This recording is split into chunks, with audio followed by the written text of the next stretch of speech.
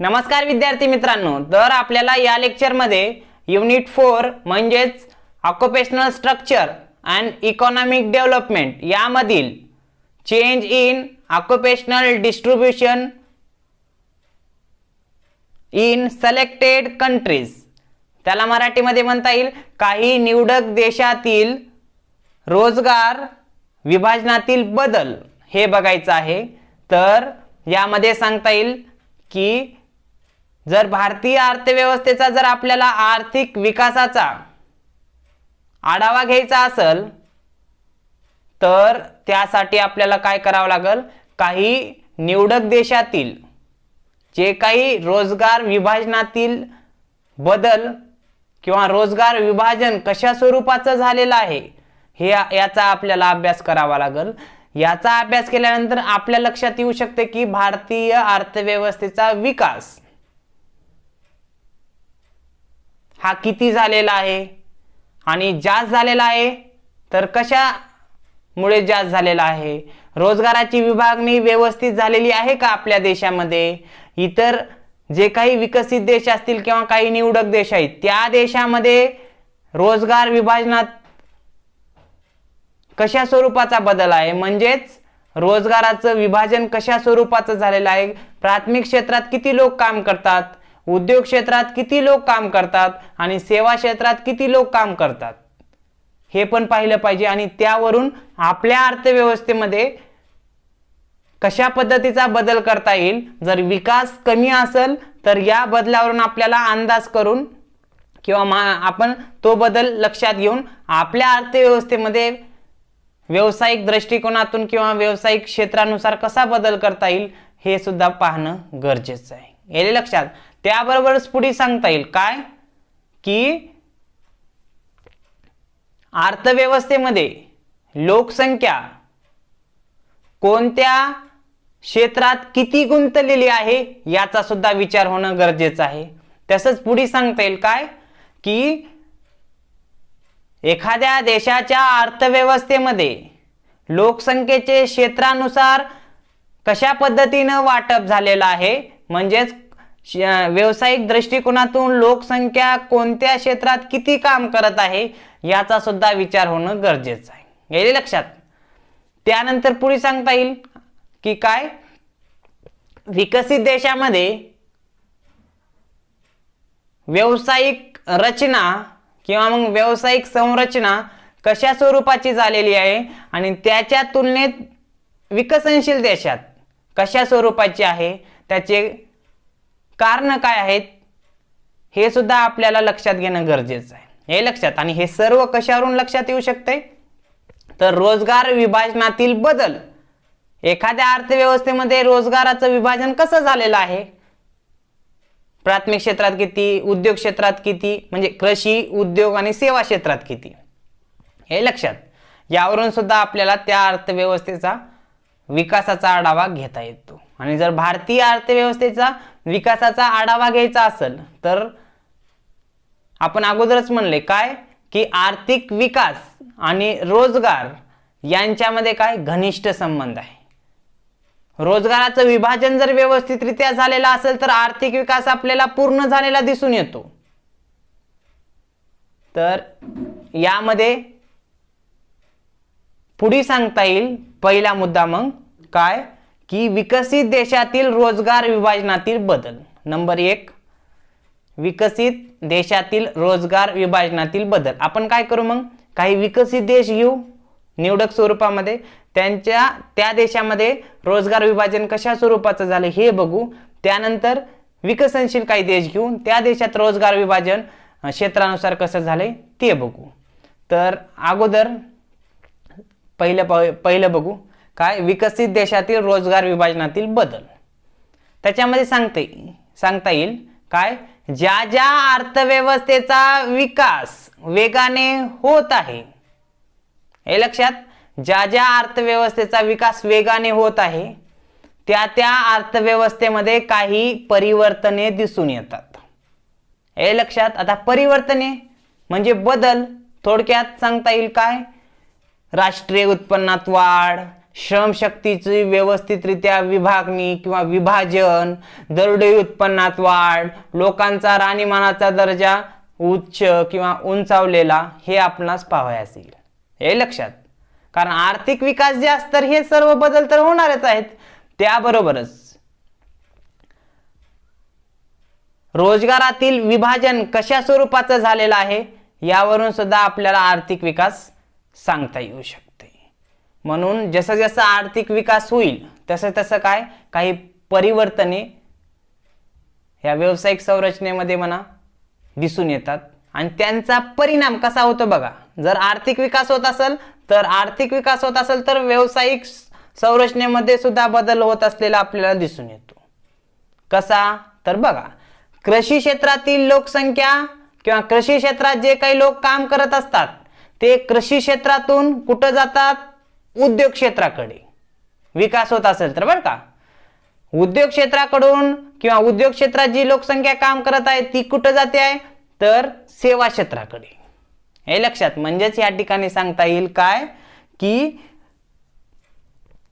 जे काही परिवर्तन झालेलं आहे त्या परिवर्तनाचा परिणाम कसा झालेला असतो तर कृषी क्षेत्रातून लोकसंख्या उद्योग क्षेत्राकडे, उद्योग क्षेत्राकडून लोकसंख्या सेवा क्षेत्राकडे गेलेली आपणास दिसून येते.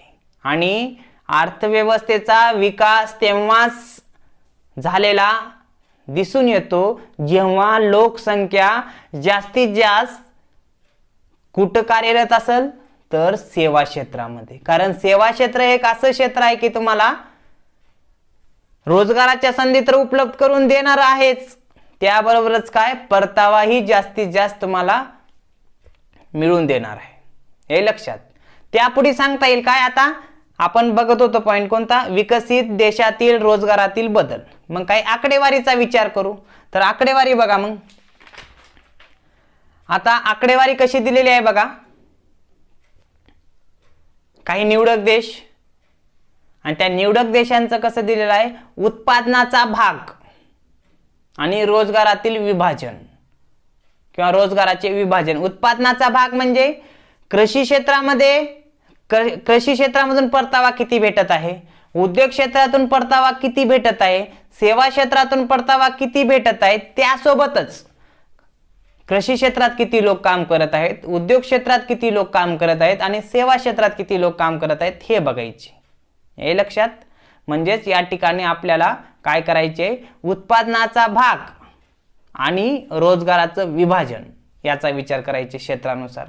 क्षेत्रानुसारच उत्पादनाचा भाग म्हणजे परतावा आणि क्षेत्रानुसारच काय रोजगार कशा स्वरूपाचा आहे ते बघायचं आहे. तर अगोदर बघा यूके मध्ये बघा कृषी क्षेत्रामध्ये लोक काम करत होते 1. हे लक्षात. किंवा मग आधी आपण उत्पादनाचा भाग घेऊ. बघा कृषी क्षेत्रामधून यूके देशाला 1 रुपया भेटत होता, उत्पादन 1 होत होतं, तेव्हा कृषीमध्ये काम करत होते लोक किती, 1च. हे लक्षात. उद्योग क्षेत्राचं बघा, उद्योग क्षेत्रामध्ये परतावा 26% होता, म्हणजे 26 रुपये होता. समजा 100 रुपये असतील तर 1 रुपया कृषीमध्ये काम करत होते 1च. उद्योग क्षेत्रामध्ये 26 रुपये जर असतील किंवा 26% उत्पादन असेल तर तेव्हा लोक काम करत होते 25. हे लक्षात. त्यानंतर सेवा क्षेत्रामध्ये जे काही उत्पादनाचा भाग आहे, हिस्सा आहे, ते 73% होता. म्हणजे 73 होता, 100 असेल तर 73. हे लक्षात. किंवा 73% धरा. आणि लोक किती काम करत होते तर 74. म्हणजेच ह्या ठिकाणी बघा यूके देशाचा विचार केला असता कृषीमध्ये लोक काम करायला 1% कमवालेत 1च. म्हणजे एकच लोक का म्हणजे 1% लोक काम करत आहेत आणि कमवलेत 1 रुपये. उद्योग क्षेत्राचा विचार जर केला, उद्योग क्षेत्रामध्ये काम करायलेत किती 25, कमवालेत 26 जास्त आहे. हे लक्षात. त्यानंतर सेवा क्षेत्रात काम करायलेत किती 74, द्यायलेत किती परतावा तर 73. चांगला आहे. म्हणजे प्राथमिक इथं कृषी क्षेत्रामध्ये जेवढं पाहिजे तेवढंच जर काम करत असले तर चांगली गोष्ट आहे, पण काम करायला तर जास्त आणि मिळालाय परतावा कमी. जसं भारतामध्ये सांगता येईल, काय भारतात काय 62% लोक कृषी क्षेत्रात आजही काम करते आणि कमवते किती 16 रुपये. हे लक्षात. मग तसं नाही, जेवढे लोक काम करायलेत तेवढंच कमवलं तर चांगली गोष्ट आहे. जर समजा जास्तीत जास्त लोकसंख्या गुंतलेली आहे एखाद्या क्षेत्रात पण परतावा मात्र कमी देत असेल तर ती अर्थव्यवस्था कुठेतरी विकसनशील आपल्याला दिसून येते. पुढे आता दुसऱ्या देशाचं बघा, युएसए ची आकडेवारी बघा. कृषी क्षेत्रामधून परतावा होता 2 रुपये, हे लक्षात. आणि तेव्हा लोक काम करत होते 2च, हे लक्षात. उद्योग क्षेत्रामधून बघा परतावा होता 23 रुपये, लोक काम करत होते 24. ठीक आहे, हे पण समाधानकारक आहे. सेवा क्षेत्रामध्ये बघा, सेवा क्षेत्रातून परतावा होता 75, पण लोक काम करत होते किती 74. हे पण चांगली बाब आहे. म्हणजे इथं पण सांगता येईल काय जास्तीत जास्त लोकसंख्या ही सेवा क्षेत्रात आहे आणि परतावा ही समाधानकारक आहे. कृषीमध्ये जेवढं आहेत, जेवढं लागतंय तेवढंच लोक तिथं गुंतलेले. पुढल्या देशाचा विचार करा आता बघा, फ्रान्समध्ये कृषी क्षेत्रातून 2 रुपये भेटतात, लोक काम करतात 3. ठीक आहे. त्यानंतर उद्योग क्षेत्रातून 22 रुपये भेटतात, लोक किती काम करतात बघा 25. ठीक आहे. सेवा क्षेत्रामधून परतावा भेटतो 76 रुपये आणि लोक काम करतात 72%. म्हणजे हे पण चांगलं आहे, हे लक्षात. जास्तीत जास्त लोकसंख्या या विकसित देशामध्ये आपण जर पाहिले तर कुठं गुंतलेली आहे, सेवा क्षेत्र, उद्योग क्षेत्रात. म्हणून ते देश विकसित आहे. जेव्हा आपण विकसनशील देशाचा विचार करू तेव्हा बघा तुम्हाला याच्या विरुद्ध चित्र दिसेल. पुढे बघा जपानमध्ये कृषी क्षेत्रातून 1 रुपया भेटत आहे, म्हणजे एक परतावा 1 आहे आणि लोक काम करतात किती 5च. चांगला आहे, ठीक आहे, काही अडचण नाही. उद्योग क्षेत्रामध्ये बघा 31% परतावा आहे, लोक काम करतात 31. हे पण चांगली बाब आहे. सेवा क्षेत्रामध्ये बघा परतावा आहे 68, काम किती करतात लोक बघा तर 64. हे लक्षात. हे पण चांगले बाब आहे, जवळपास असू शकते. त्यानंतर जर्मनीची आकडेवारी बघा. जर्मनीमध्ये कृषी क्षेत्रातून 1 रुपये लोक काम करतात, कृषी क्षेत्रामध्ये 3. उद्योग क्षेत्रामध्ये परतावा 30 आहे, काम लोक करतात 33. आणि त्यानंतर सेवा क्षेत्रात 69 लोक काम करतात आणि परतावा देतात 69 परतावा आहे आणि काम लोक किती करतात 64. ठीक आहे. पुढे बघा इटलीमध्ये 3 रुपये परतावा आहे आणि रोजगारामध्ये काम करणाऱ्या लोकांचं प्रमाण 5% आहे कृषीमध्ये. त्यानंतर इंडस्ट्री सेक्टरमध्ये 29% म्हणा परतावा आहे, लोक काम करतात 32. सेवा क्षेत्रामध्ये बघा परतावा 68 आहे, लोक काम करतात 63. त्यानंतर ऑस्ट्रेलिया परतावा आहे कृषी क्षेत्रातून 4, काम करतात 5%, म्हणजे 4 रुपये 5 लोक काम करत असतील. उद्योग क्षेत्रामध्ये बघा 26 परतावा आहे उत्पादनाचं प्रमाण आणि लोक गुंतलेले आहेत 21.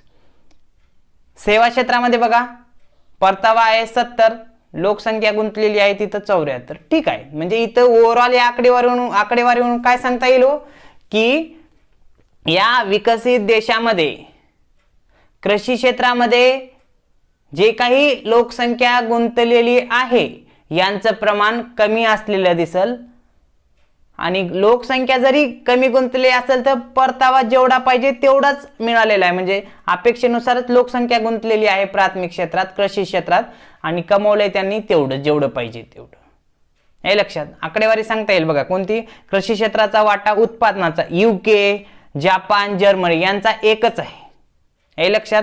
त्यासोबतच सर्वात जास्त जर या उत्पादनाचा जर वाटा बघितला कृषी क्षेत्राचा तर 4 ऑस्ट्रेलियामध्ये आहे. हे लक्षात. त्यानंतर पुढे उद्योग क्षेत्राचा वाटाचा जर विचार केला तर उद्योग क्षेत्राचा वाटा सर्वात कमी फ्रान्सचा आहे. किती आहे फ्रान्सचा वाटा तर 22 आहे. तर सर्वात जास्त आहे जपानचा 31% उद्योग क्षेत्रातून. हे लक्षात. त्यानंतर सेवा क्षेत्राचा जर विचार केला तर सेवा क्षेत्रामध्ये उत्पादनाचं जे काही प्रमाण आहे ते सर्वात जास्त आहे USA 75, त्यानंतर फ्रान्स 76%, सर्वात कमी आहे जपान 68 आणि इटलीमध्येही 68 आहे, हे एक सांगता येईल. हे लक्षात. त्यासोबतच ओव्हरऑल जर रोजगाराचा विचार केला या विकसित देशातील जे काही निवडक देश आपण घेतले तर या देशामध्ये सांगता येईल की रोजगाराचं विभाजन म्हणजे काम करणाऱ्या लोकांचं विभाजन व्यवसायानुसार जर विचार केला तर जास्तीत जास्त हे सेवा क्षेत्रात गुंतलेले लोक आपल्याला दिसून येतात आणि प्राथमिक क्षेत्र म्हणजेच कृषी क्षेत्रामध्ये लोकसंख्या ही कमी प्रमाणात गुंतलेली असते आहे आणि अपेक्षेनुसारच त्या प्राथमिक क्षेत्र म्हणजे कृषी क्षेत्रातून परतावा असतो. पण सेवा क्षेत्रात जास्त गुंतल्यामुळं तिथला परतावाही जास्तीत जास्त दिसून येतो, म्हणून ते देश आज विकसित आहेत. हे लक्षात. तर आपल्याला पुढे सांगता येईल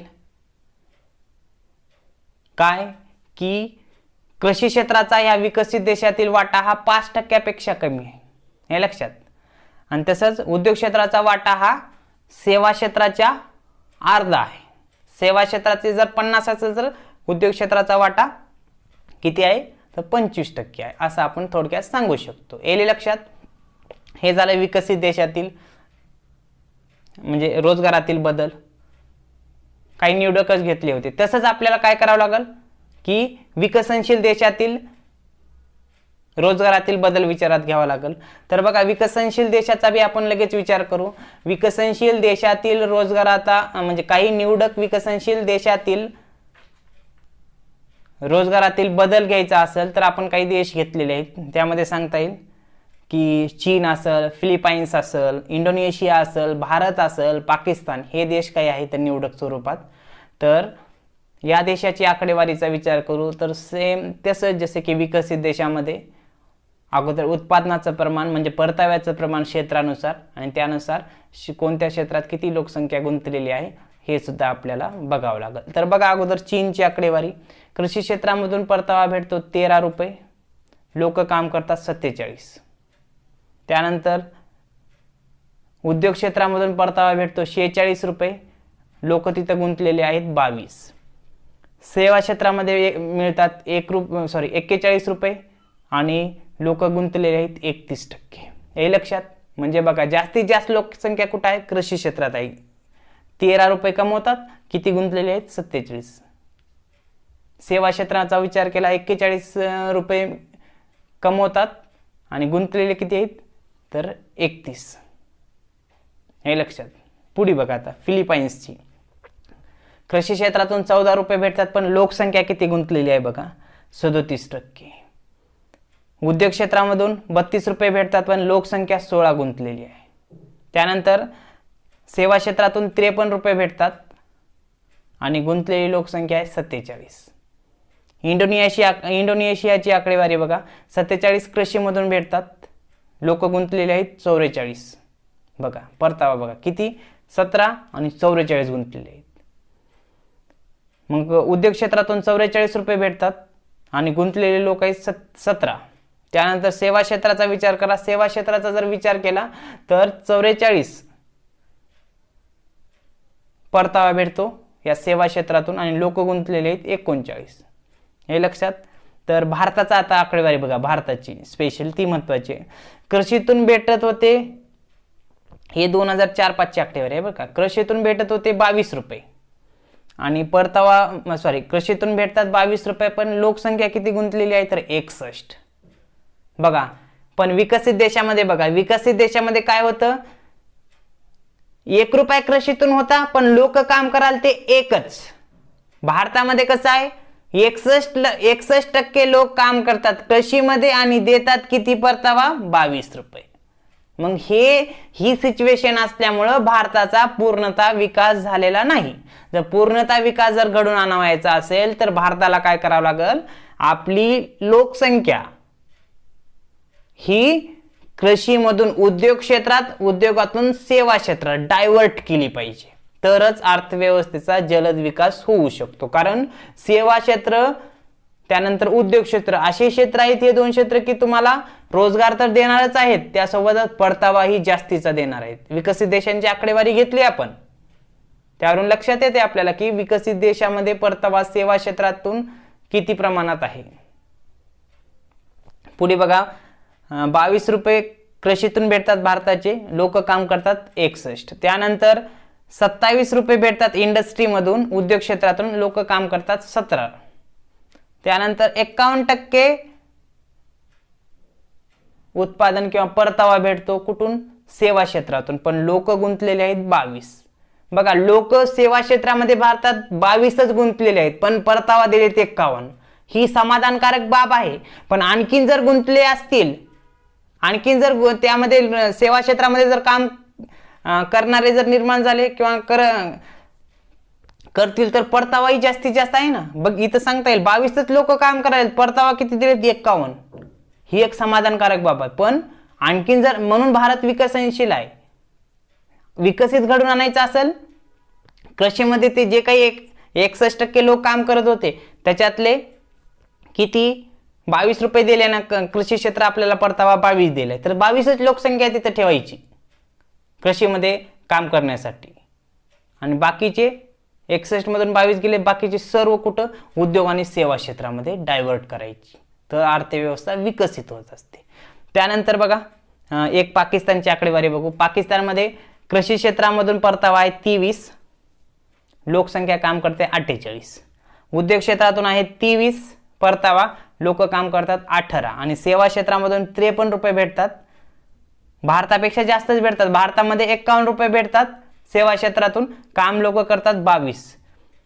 पाकिस्तानमध्ये 53 रुपये भेटतात सेवा क्षेत्रातून, लोक काम करतात 34. हे लक्षात, म्हणजे हे थोडक्यात आकडेवारी सांगता येईल विकसनशील देशाची. मग इथं ओव्हरऑल सांगता येईल की विकसित देशांच्या तुलनेत विकसनशील देशामध्ये लोकसंख्येचं रोजगारानुसार जर विभाजन पाहिलं असता, जास्तीत जास्त लोकसंख्या ही कृषी क्षेत्रामध्ये गुंतलेली असते आणि कृषी क्षेत्रामध्ये गुंतूनही त्यांचं परताव्याचं प्रमाण हे अत्यल्प असते, खूपच कमी असते. त्याबरोबरच सेवा क्षेत्रामध्ये काम करणाऱ्या लोकांचं प्रमाण कमी असते, पण परतावा हा जास्तीत जास्त दिला जातो हा विकसनशील देशामध्ये. हे लक्षात. आता थोडक्यात त्या तक्त्याची जे काही आकडेवारी आपण सांगितली त्याचं आपण थोडक्यात माहिती बघू. बघा, कृषी उत्पादन या विकसनशील देशामध्ये कृषी उत्पादन 13 ते 23% दरम्यान सांगता येईल सर्वच विकसनशील देशाचं.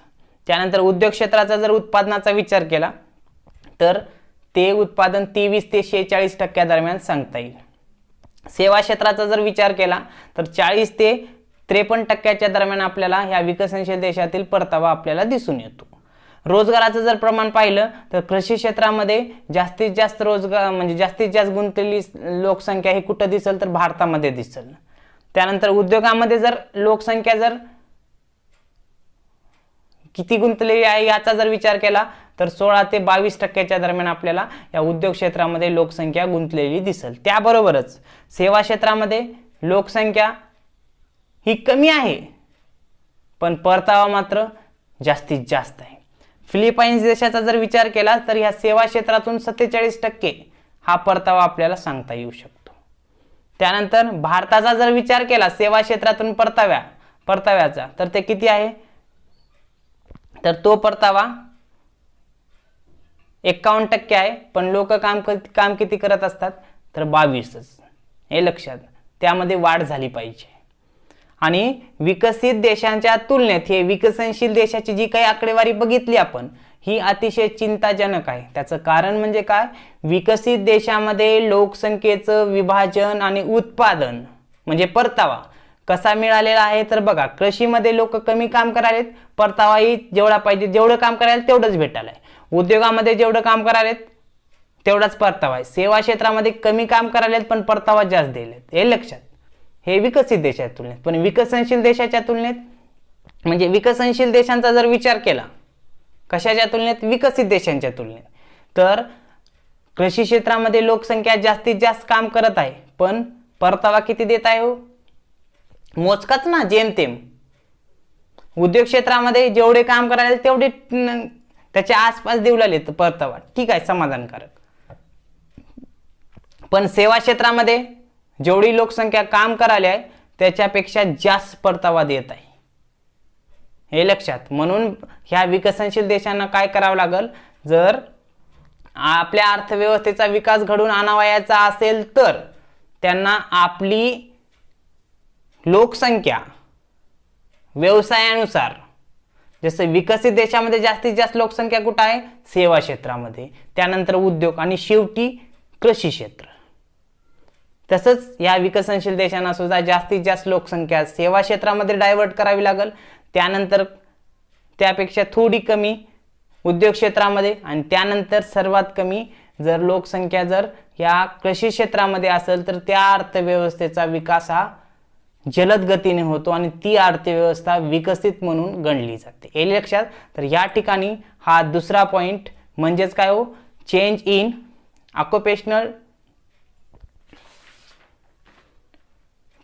In occupational distribution in selected countries हा पॉइंट या ठिकाणी सांगता येतो. तर पुढल्या लेक्चरमध्ये या टॉपिक मधला पुढचा पॉइंट घेऊ. Okay, thank you.